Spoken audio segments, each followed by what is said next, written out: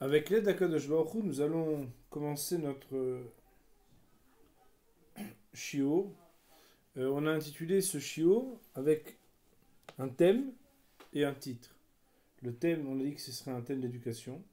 Le titre, c'est Ruth,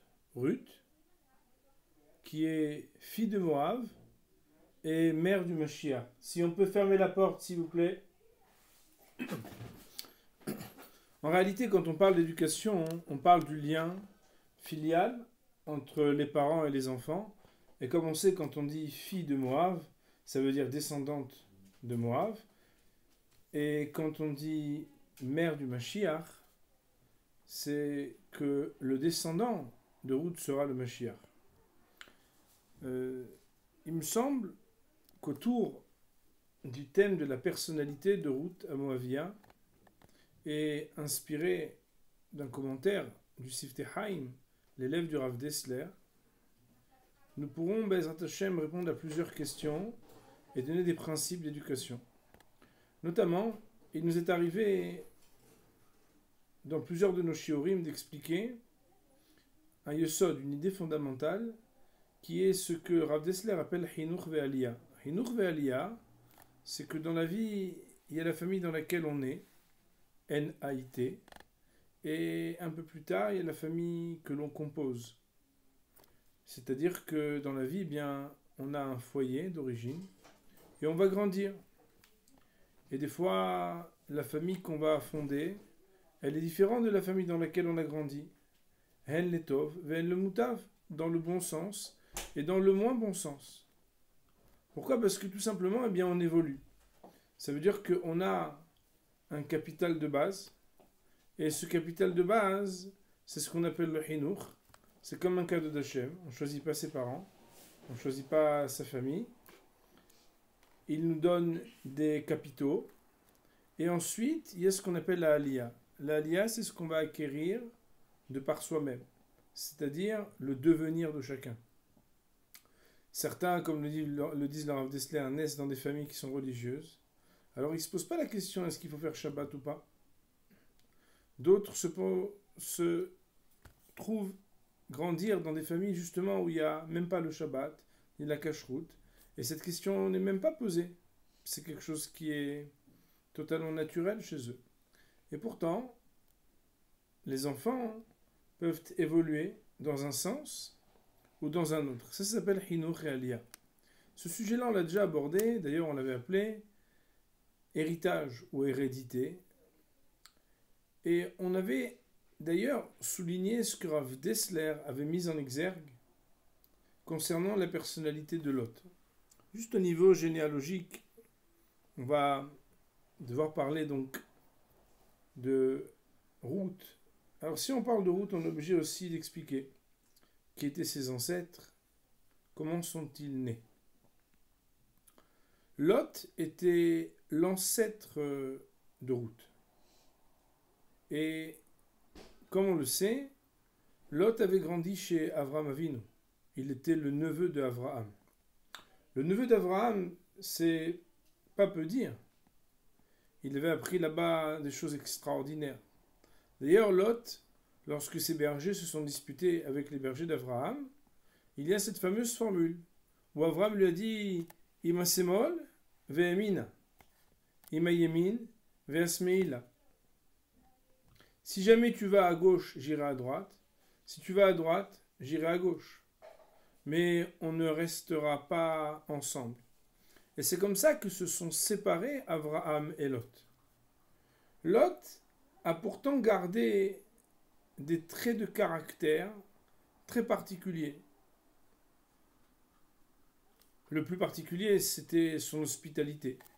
Son hospitalité, le verset nous dit que ça a failli lui coûter la vie, puisque à Sodome, dans la ville de Sodome, qui était menacée de l'anéantissement, et qui était la ville dans laquelle Lot était le chef de toute la ville, eh bien, il est marqué là-bas que quand les anges sont venus à Sodome, c'est Lot qui les a accueillis. Et il l'a fait b'mesirut nefesh, presque au prix de sa vie.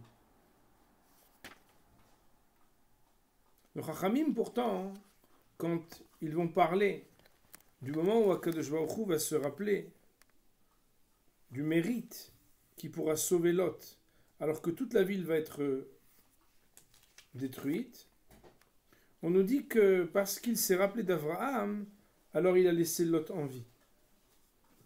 Et Rashi explique que le mérite qui a fait que Lot ait été sauvé, c'est parce qu'il n'avait pas révélé le secret que Sarah n'était pas la sœur d'Abraham, mais l'épouse d'Abraham. Et le commentaire de Rav Dessler qu'on avait déjà cité et qu'on va juste citer succinctement, parce que je pense qu'il est une très bonne introduction, c'est que, a priori, à comparer le fait de ne pas révéler un secret, ou bien d'être dévoué comme étant le seul et l'unique personne hospitalière d'une ville comme Sodome pour recevoir des anges, sur la balance, que fallait-il mentionner de son mérite pour être sauvé? Bien sûr, chacun aurait dit le Mesirut Nefesh, le dévouement de cette hospitalité. Seulement, le Rav Dessler de dire, quand quelque chose est une qualité, mais qu'on l'a reçu chez ses parents ou chez son oncle, parce qu'on a grandi chez lui et qu'on n'a rien fait pour l'acquérir, quand ce n'est pas un kinyan benefesh, une qualité qu'on a acquise personnellement, pour laquelle on s'est battu, qu'on a réfléchi, qu'on a intégré et qu'on a transformé quelque chose en nous, alors cela n'a pas de valeur, comme si c'est quelque chose que nous allons chercher à acquérir, même si c'est quelque chose qui paraît être plus petit. Bien, aujourd'hui, on va réfléchir sur un sujet qui va répondre à une très grande question. Dans l'éducation, on fait beaucoup d'efforts pour nos enfants. Et on essaye d'être à la hauteur. On essaye d'être le mieux possible. On est tous imparfaits. Et d'ailleurs, on a tous des choses qu'on attend, que l'on voit et que l'on ne voit pas, de ce qui se passe avec les enfants. Et des fois, on se dit, mais alors, tous ces efforts, sont-ils vains?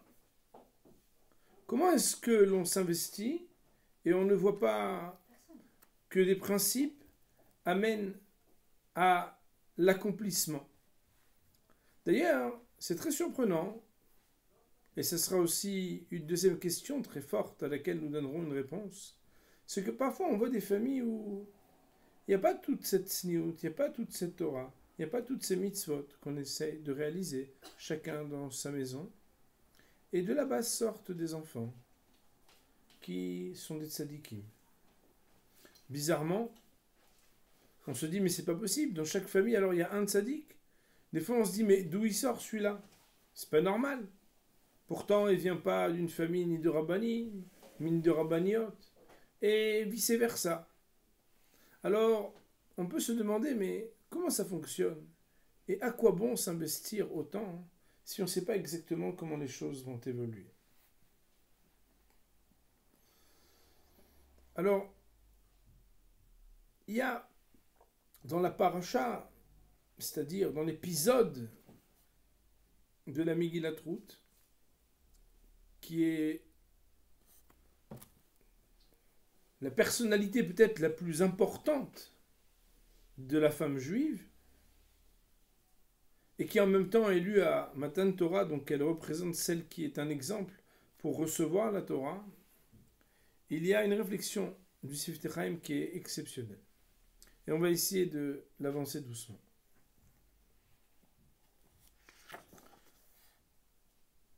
Dans le texte de la Megillat Ruth, il y a deux qualités qui sont prêtées à cette femme. Ces deux qualités, elles sont d'une part sa bonté, son hesed, et d'autre part sa pudeur, sa tsnirut. Son hesed, à quoi est-ce qu'on le voit? Eh bien, à plusieurs choses. Sans les approfondir, parce que c'est l'objet d'un autre cours, le fait d'avoir été capable, alors qu'elle était une princesse de Moab, Comme vous le savez, elle était l'épouse du fils de Naomi, qui avait Mahlon et Chilion, deux fils, qui étaient mariés avec deux femmes, en Hutzal Haaretz. Une d'entre elles s'appelait Ruth, l'autre d'entre elles s'appelait Orpa. Et le texte nous raconte que lorsque cette femme, Naomi, a perdu son mari et ses deux fils, elle s'est retrouvée avec ses deux belles-filles.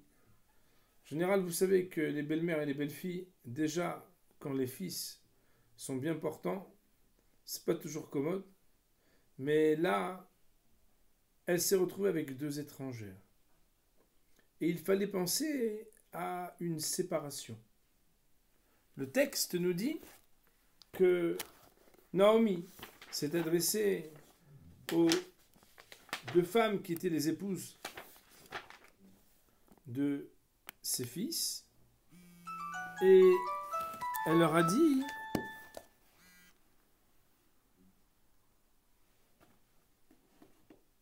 Lechna shovna isha lebet ima. Retournez donc chacune chez votre mère. Hashem ya'aseh Hashem imachem chesed kasher asitem imametim ve'imadi. Qu'Hashem fasse pour vous la bonté que vous avez fait avec les deux morts et avec moi. Que vous puissiez trouver l'apaisement. Retournez donc. Et là-bas, le texte nous dit que Ruth a insisté. Et Naomi lui a dit, mais pourquoi est-ce que tu veux rester avec moi? D'abord, je n'ai pas d'enfant. Et quand bien même aurais-je à un moment un garçon, est-ce que Alahen te saberna adasheri gdalu, Alahen te agena levilti ayot leish? Est-ce que tu vas attendre, vous allez attendre jusqu'à ce qu'il soit adulte pour se marier avec eux? Al benotai ki marli meod mikem ki etsabi adashem. Retournez donc, partez, j'ai l'amertume, je ne veux pas vous garder. Et là, voilà que Orpa, les Hachamim vont dire que Orpa, la racine du mot Orpa, c'est Oref, qui veut dire la nuque. Elle a tourné sa nuque, elle a montré sa nuque à sa belle-mère et elle l'a quittée. Alors que Ruth a dit Al tifge'ibi le'ozvech la shuv me'haraich. Et là, cette grande formule que je vais dire déjà directement en français, que tout le monde connaît, car là où tu iras, j'irai, là où tu dormiras, je dormirai, qui est ta chair, qui est la chair telechi elech, ou va asher talin yalin, amech ami ve'elokaich elokai, va asher tamuti amut ve'sham ekaver, ko ya'aseh Shem li, ve'cho yosif, ki amavet yafri beni u bener. Il n'y a rien qui nous séparera, ton sort sera le mien, là où tu dormiras, je dormirai, etc. Certains commentateurs vont expliquer que cette démarche équivaut à une démarche de conversion, une déclaration de prendre sur elle les mitzvot, qui se retrouve d'ailleurs être en allusion. Le commentaire de Rashi et la Gemara d'expliquer dans le détail cette démarche. Mais le plus premier hesed, il est simple. C'est que cette femme-là, elle n'avait rien à gagner et tout à perdre que de quitter l'endroit où elle était une princesse pour suivre une femme veuve qui n'avait plus d'argent, qui allait repartir très bientôt en Eretz Israël, où quand on va la voir au début, eh bien, elle va demander qu'on l'appelle Mara, qu'on l'appelle la mère. La mère, L apostrophe A-M-E-R-E. Celle qui a l'amertume parce qu'elle avait tout perdu. Quittant Eretz Israël avec de l'argent et de la fortune parce que son mari avait fait le choix de garder son argent et de ne pas avoir à prendre en charge les pauvres d'Israël alors que c'était la famine, il a été frappé, il est mort lui et ses deux fils. Et quand elle est revenue, eh bien, l'accueil était qu'elle était en plus honteuse de devoir revenir en Eretz Israël sans mari, sans fils et sans argent. Le premier chesed de cette femme, Ruth, c'est d'avoir choisi d'être dévouée pour considérer quelqu'un qui était dans la difficulté et tenir compte d'une autre volonté et d'autres besoins que les siens propres. D'ailleurs, le Rav Friedlander, élève de Rav Dessler, qui a, comme vous le savez, rédigé le Contras Chesed, le recueil sur la bonté, nous dit que la base du Chesed, c'est tenir compte de quelqu'un d'autre que soi-même. Être capable de faire la place à autre chose que soi. Faire en sorte qu'il y ait aussi d'autres volontés qui comptent. D'ailleurs, un des grands rabbanim, quand il traduit Ve'ahavta, il traduit tenir compte. Quoi qu'il en soit, elle avait la qualité du Hesed, par laquelle elle excellait.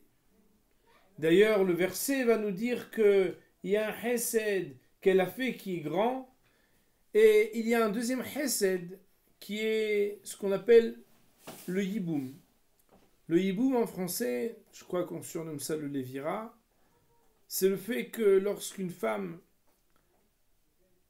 est l'épouse d'un homme qui n'a pas eu d'enfant, alors, au lieu de se remarier, elle doit attendre Shomeret Yabam, que celui qui est son frère ou son proche parent puisse la prendre pour épouse pour donner une pérennité au nom du mort. Et comme vous le savez, Ruth, entrant en Eretz Israël, va garder la retenue de ne pas se marier jusqu'à proposer à celui qui est le plus proche parent de son époux défunt de la prendre pour épouse. Cela s'appelle aussi le Hesed. Elle excelle dans le Hesed, mais elle excelle aussi dans la Tzniut. Par quoi est-ce qu'elle va exceller dans la Tzniut, dans la pudeur? Eh bien, ce Midrash, que tout le monde connaît, nous dit la chose suivante, dans le Midrash Rabbah de Ruth. Boaz itpael mitzniuta, kasher ra'a et Ruth besadeh be'ashva lish'ar anashim. Kemo shekatuv.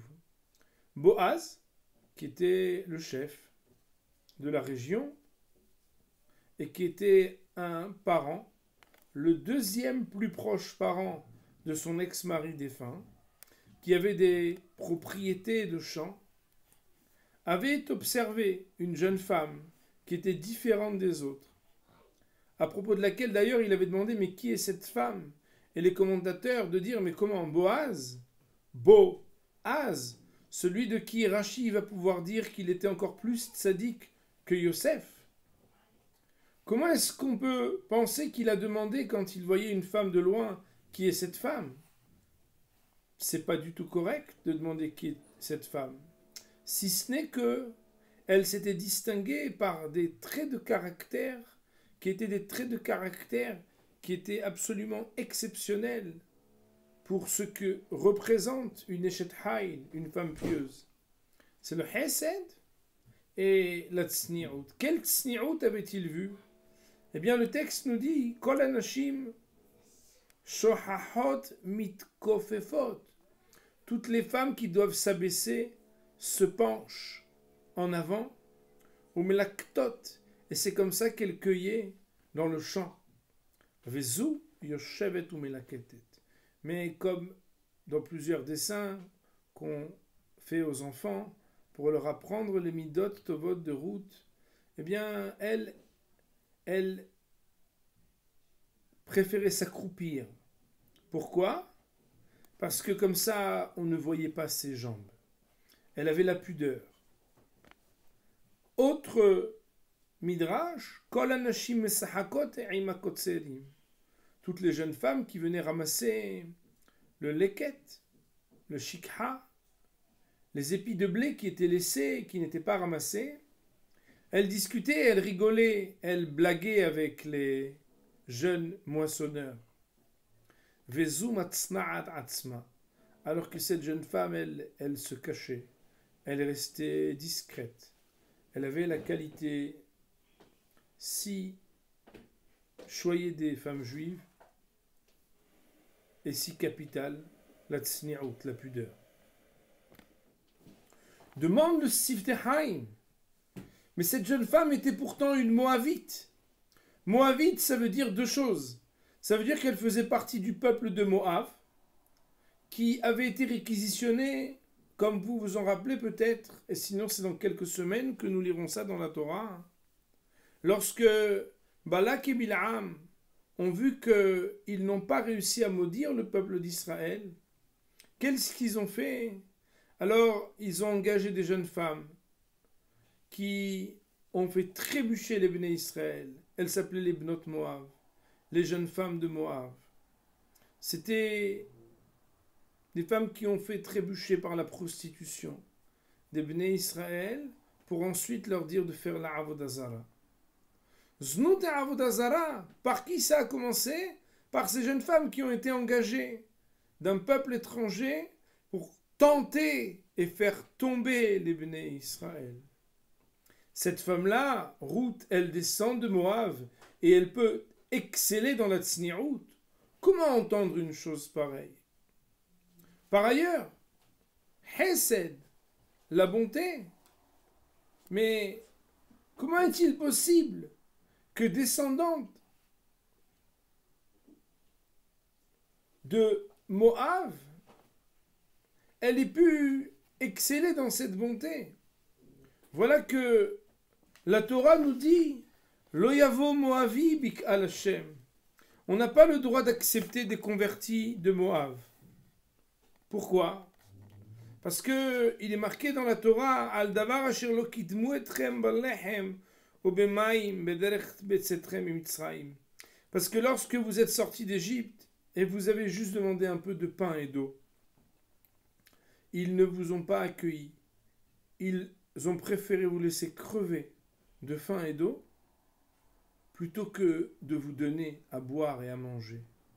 Ils ont manqué d'hospitalité. Et la Torah va nous dire parce qu'ils n'ont pas été hospitaliers, parce qu'ils ont refusé juste qu'on prenne et qu'on paye et qu'on rembourse le prix de l'eau et du pain, parce qu'on était arrivant du désert dans la conquête d'Israël. On avait besoin de boire et de manger. Alors, lo yavo, Ammoni, ou Moavi bik al Hashem. Le peuple de Moab n'a pas le droit d'être converti. Bien évidemment, Moavi velo Moavite. Les hommes de Moab n'ont pas le droit d'être convertis, mais Ruth à Moavia, elle avait le droit d'être convertie parce que cela ne concerne pas les femmes de Moab. Néanmoins, la question, mais comment d'un peuple qui est tellement avare, qui est le contraire du Hesed, qui refuse la plus modique, la plus petite des hospitalités, comment est-ce qu'on peut dire que elle est Ruth à Moabite, la fille de Moab?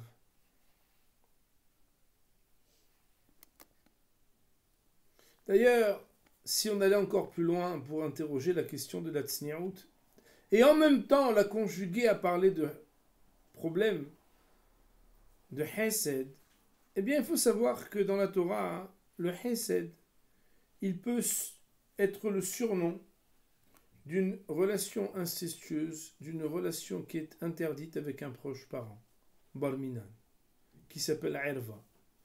En effet, dans la Torah, il est marqué que lorsqu'on va avec quelqu'un de la famille, que ce soit un frère, une sœur, alors ça s'appelle Hesed.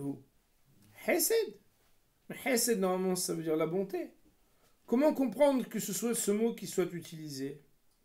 Eh bien, tout simplement, Moraï Rabotai, quand on parle des midotes, quand on parle des traits de caractère, si on réfléchit un petit peu, quand on voit deux personnes qui s'enlacent, qui s'embrassent, si on réfléchit au concept, on pourrait penser que c'est l'illustration la plus manifeste et la plus claire de ce qui s'appelle la bonté.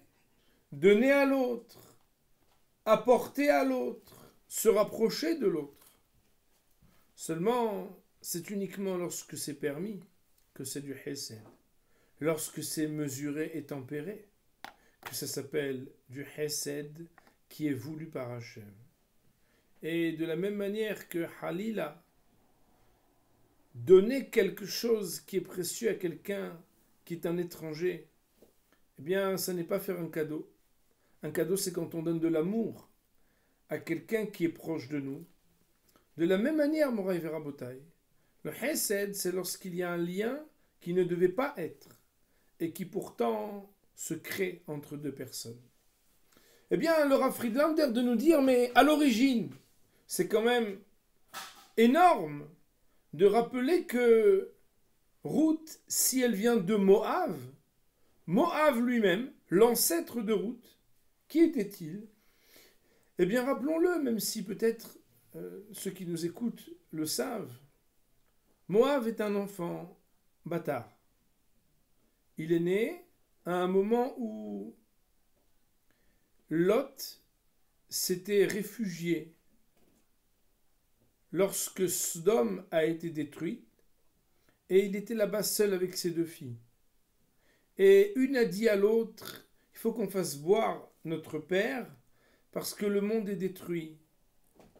Et chacune d'entre elles s'est rapprochée un jour après l'autre de son père en ayant des relations et en ayant une relation qui a été féconde à chaque fois. Les enfants qui sont nés de cette relation seront justement Ammon et Moab. Et nos Hachamim vont nous dire quelque chose d'énorme. Que Moab, pourquoi est-ce qu'il s'appelle Moab? C'est parce qu'elle pouvait dire lorsqu'on lui disait « De qui est ce garçon? Qui est ton mari ?» Elle avait le toupet, la fille de Lot, d'avoir nommé son fils Moab parce que ça voulait dire « Méav ». C'est de mon père que j'ai eu cet enfant. Moraï Verabotai nous dit Laura Friedlander. L'ancêtre, l'origine, la naissance de ce qui s'appelle le peuple de Moab, qui est l'ancêtre de Ruth, c'est le peuple qui est le contraire de la Tsni'ut et le Hesed mal placé. C'est-à-dire le rapprochement là où on n'a pas le droit de se rapprocher. Comment est-il possible que cette femme alors se soit distinguée par les qualités qui font tellement défaut à ses origines? Eh bien, pour répondre à cette question, le Rav nous cite un midrash extraordinaire.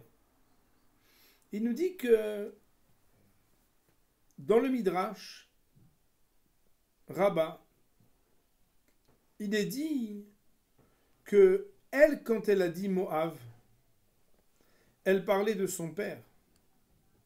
Mais en réalité, le midrash dit Moab, c'est Av Amon Goïm.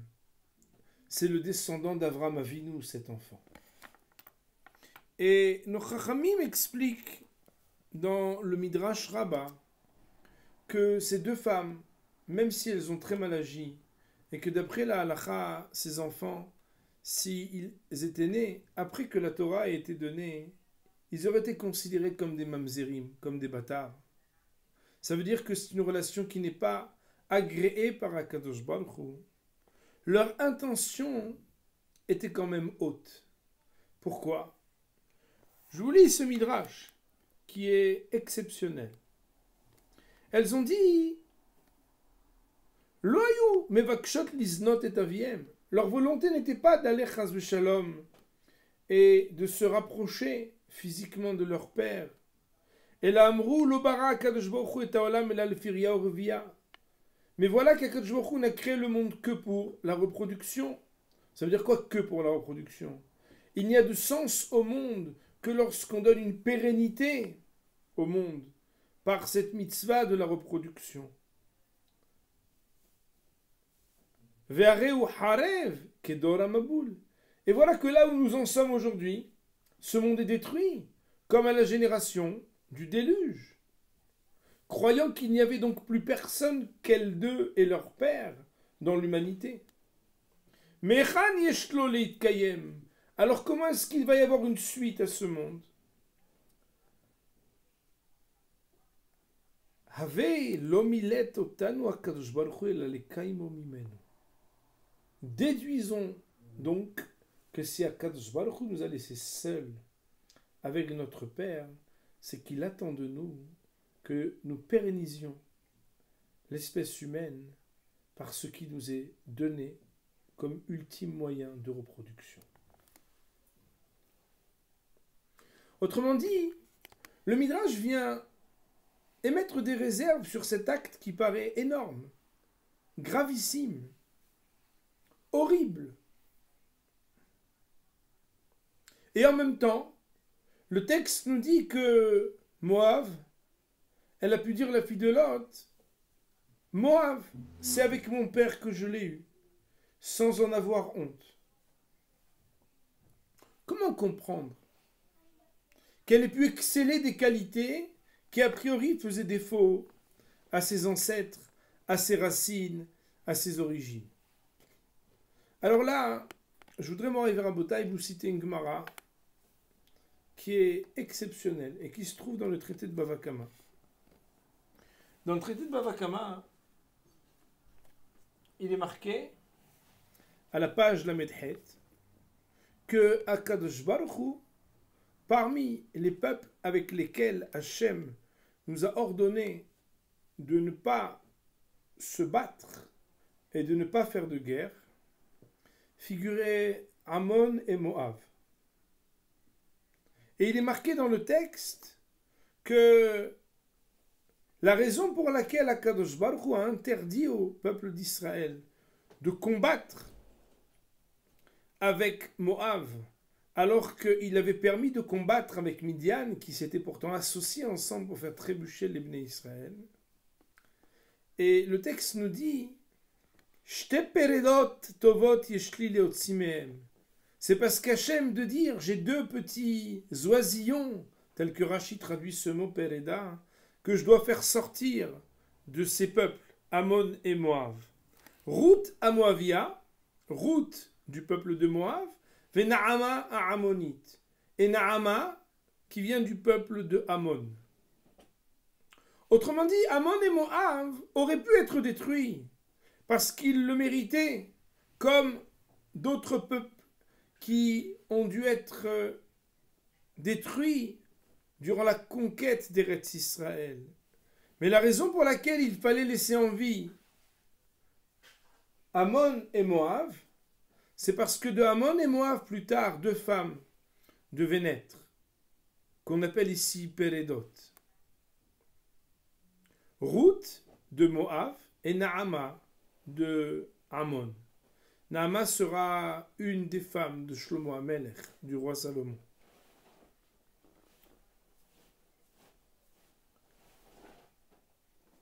Le concept de Zchut Avot est défini par le Rav Dessler au premier volume de Michtav Eliyahu par un concept absolument inédit où le Rav, sans faire de jeu de mots, va plus loin que la première lecture du mot Zchut Avot pour ne pas parler uniquement du mérite des ancêtres, mais de ce qu'il appelle lui Zakut Avot.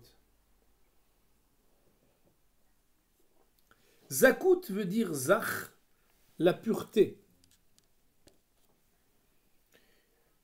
Le Rav Dessler explique que Avraham Avinu avait une qualité dans laquelle il avait excellé, comme on le sait. C'était la qualité du Hesed. De ses descendants, son neveu Lot avait un Hesed qui n'était pas équilibré, qui était d'ailleurs excessif, mais dans le mauvais sens. Pour ceux ou celles d'entre vous qui se rappellent du cours qu'on avait fait sur les défauts, lorsque les qualités ne sont pas mesurées, on avait fait un cours qui s'appelait les qualités qui nous font défaut. On avait expliqué que parfois certaines qualités, parce qu'elles sont nos qualités, elles sont nos plus grands défauts. Quoi qu'il en soit, on avait expliqué là-bas que Lot, c'était au prix même de perdre ses filles qu'il voulait faire l'hospitalité.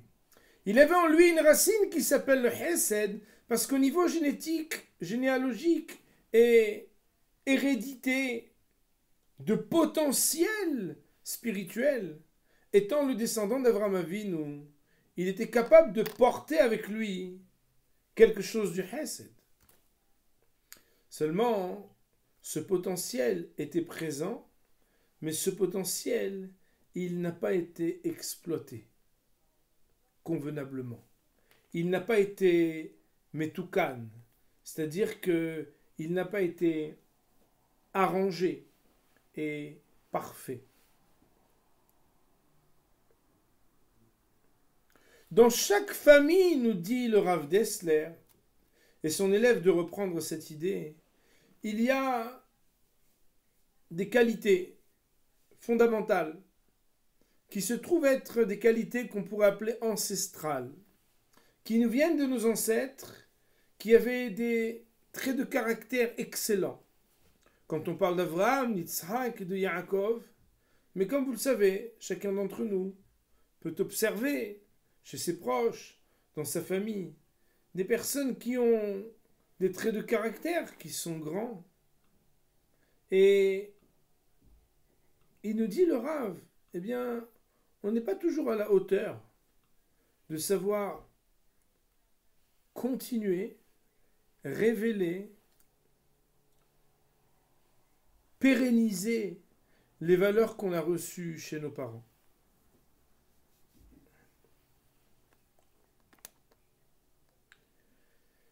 Toutes les générations de Moab et de Ammon, depuis l'histoire de Moab, c'est-à-dire depuis la génération de Lot, et jusqu'à ce que Ruth naisse, ont été préservées uniquement pour que celle qui sera Ruth naisse et parfasse ses traits de caractère. Et le Rav dit ici, ça ressemble un petit peu, vous savez, comme des montres à gousset. Ces fameuses montres, vous savez, quand on a un beau gilet et qu'on veut avoir la montre dans la main, il y a une chaîne qui fait qu'il y a plusieurs maillons et tout au bout, il y a une montre. Ça fait très classe. Cette montre-là, elle a, disons, 15, 20, 30 petits maillons sur cette chaîne. Le Rav Dessler nous dit, si on enlève un des maillons sans lier les deux qui sont avant et après, cette chaîne est détruite. Et pourtant, le seul intérêt d'avoir chacun des maillons de cette chaîne, c'est cette montre qui est tout au bout. De cette parabole, le Rav Dessler nous enseigne que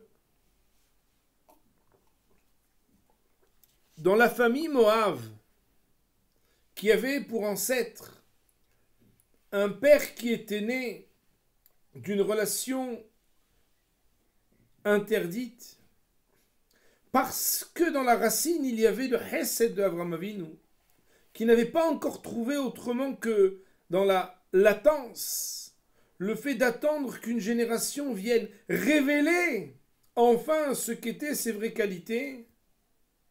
Toutes les générations de Moab sont justifiées pour attendre que se révèle la Zakut Avot, la pureté des ancêtres de Ruth, qui n'était pas Moab, mais qui était Moab, comme le Midrash a dit tout à l'heure, Avraham Avinu, le vrai Hesed.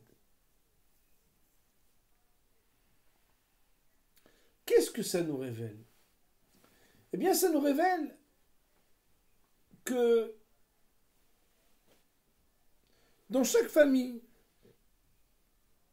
dans chaque génération, on inculque à nos enfants des valeurs. On s'investit pour leur apprendre la tzniut, le hesed, tout ce que nos hachamim nous enseignent. Parfois, comme ces bambous qui mettent quelques années à être arrosés, dont on ne voit rien, et soudainement, comme vous pouvez d'ailleurs en voir des reportages, en quelques semaines, en quelques mois, ils peuvent pousser des mètres et des dizaines de mètres de haut. On a l'obligation de la patience, d'investir en pensant que jamais un effort qui a été investi est un effort vain. D'ailleurs, si on réfléchit, quelle patience extraordinaire,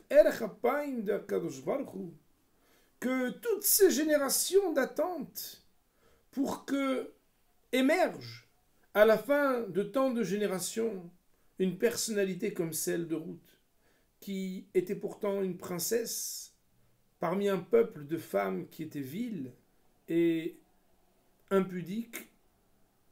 Elle va devenir celle qui va avoir la bonté et la pudeur. Elle vient d'un peuple avare qui n'a pas le droit, l'oyavobik à l'Hachem. On n'accepte pas les convertis hommes de Moab parce qu'ils n'ont pas eu l'hospitalité, ils n'ont pas eu la dignité de nous donner de l'eau et du pain, et pourtant elle va être celle qui va être totalement dévouée dans toutes les mitzvot de Hesed qu'elle aura accomplies, tel que le texte de la Megillat Ruth nous l'enseigne. Pourquoi Moraï Verabotai? Parce qu'en fait, eh bien, chaque investissement de ce qui s'appelle être la zakout des avot, l'investissement des parents pour essayer d'être purs, c'est une question de temps. Le bekoah est présent, le potentiel est là.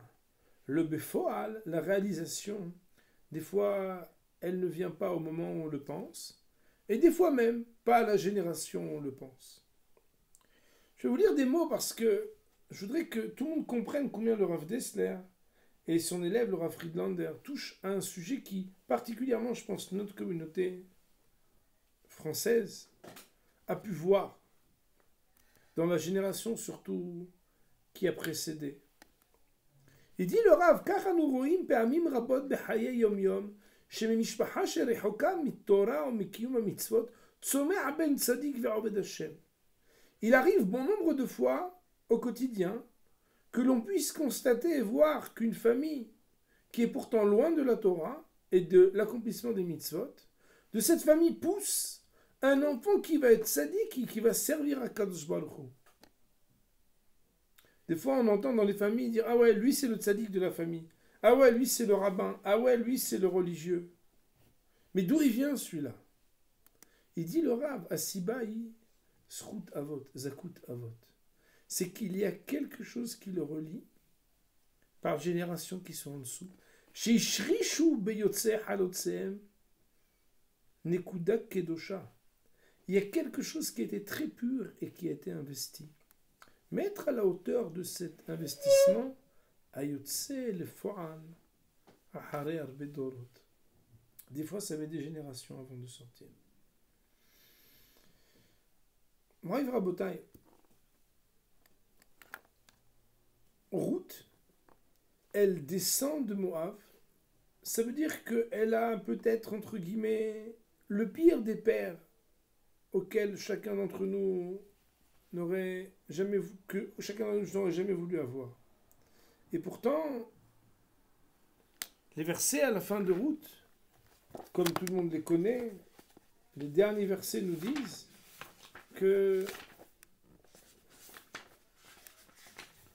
Ruth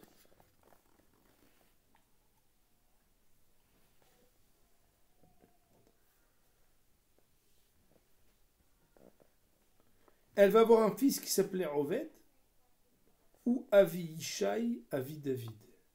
Il sera l'ancêtre de Ishaï et de David. Et ensuite, le texte nous racontait exactement en détail la généalogie depuis Ruth jusqu'à David. Qu'est-ce qu'on nous enseigne par là? Eh bien, quand on parle de David, on parle de la Malchut, on parle de la royauté. Mais quand on parle de David, on parle aussi de Mashiach ben David. On parle de la Géoula, on parle de la délivrance. C'est exceptionnel de réfléchir au fait que parfois, quand on pense à la Géoula, on se dit, mais comment moi je vais œuvrer et que mes actes vont faire quelque chose pour amener de mes enfants, de mes proches, quelque chose qui réalise véritablement la Géoula? Eh bien, cette question, après ce shiur, j'espère que vous ne vous la poserez plus jamais. Pourquoi? Parce que on peut imaginer que celui qui connaissait Moab n'aurait pas pensé que puisse, des générations plus tard, naître dans cette famille une femme comme Ruth, David Amelech et le Mashiach. Sauf que, comme à l'origine, il y avait quelqu'un qui est encore plus haut dans cette généalogie, était Avraham Avinu qui avait la Kedusha, et que lui a œuvré de tout son cœur avec toute sa sainteté pour s'investir, eh bien, à un moment ou à un autre, les fruits vont sortir. Chaque parent qui nous écoute doit savoir qu'il n'y a que Hachem qui est témoin des efforts quotidiens que chaque parent fait pour chacun de ses enfants. Et on le sait, c'est quand on devient nous-mêmes parents qu'on comprend combien les parents se sont investis pour chacun d'entre nous. Et on ne voit jamais immédiatement les fruits de son investissement. Mais c'est pas ça qui est important. L'important, c'est de s'investir avec Kedusha, de faire les choses Leshem Shamaim, d'étudier, d'apprendre et d'essayer d'appliquer pour donner le meilleur. Ah, mais on ne le voit pas tout de suite, mais il est en sommeil, il est latent, mais si on a la patience de continuer, comme nous disent nos Hachamim, que Emunah et Seder Zraim, on ne peut pas faire d'agriculture si nous n'avons pas de foi. C'est pour ça que le mot Emunah, il parle des règles de l'agriculture dans les 6 ordres de la Mishnah. C'est parce que Zorea ou Ma'amin Bechaya Olamim. On plante et après avoir semé, on sait qu'on a la foi et la confiance en Hachem. Le message de Matan Torah représenté par Ruth, mais le message de l'éducation qui fait que à partir du moment où il y a Zakut Avot, il y a une pureté d'intention des parents, parce qu'ils s'investissent de tout leur cœur dans l'éducation de leurs enfants, c'est une question de temps et de volonté que sortira Be'ezrat Hashem ce qui est digne de la Yeshua et de la Géoula, de la Malchut Shamayim. Et ça, c'est peut-être un point de réflexion qui est fondamental de l'histoire de Ruth Moavia, car cette femme, elle a pu exceller des qualités qui étaient justement le défaut de ses ancêtres et de ses racines, parce qu'elle a été encore plus loin, parce qu'elle a été transformée et réalisé quelque chose qui était en potentiel, pour être celle qui a pu parfaire tout ce qui faisait défaut à toute sa famille, et c'était elle qui était Pereda Tova, le petit oisillon. D'ailleurs, aujourd'hui j'ai lu que la raison pour laquelle ça s'appelle un oisillon, c'est parce que l'oiseau, en fait, il peut s'envoler. L'oiseau, il a la capacité de prendre un envol. Et quelque part, nous, notre but, c'est d'essayer de donner à nos enfants la capacité de prendre un envol. Et que Tzbochou y fasse, que chacun d'entre ceux que Zoraim, parfois Bedim'a, parfois c'est avec des difficultés quand on s'investit, qu'on se dit mais alors quoi et comment? Eh bien, Tzbochou, Belina Iktsoru, il donne l'allégresse de pouvoir ensuite récolter les bons fruits, et que chacun il ait du nahat de tous ses enfants. Amen ve Amen.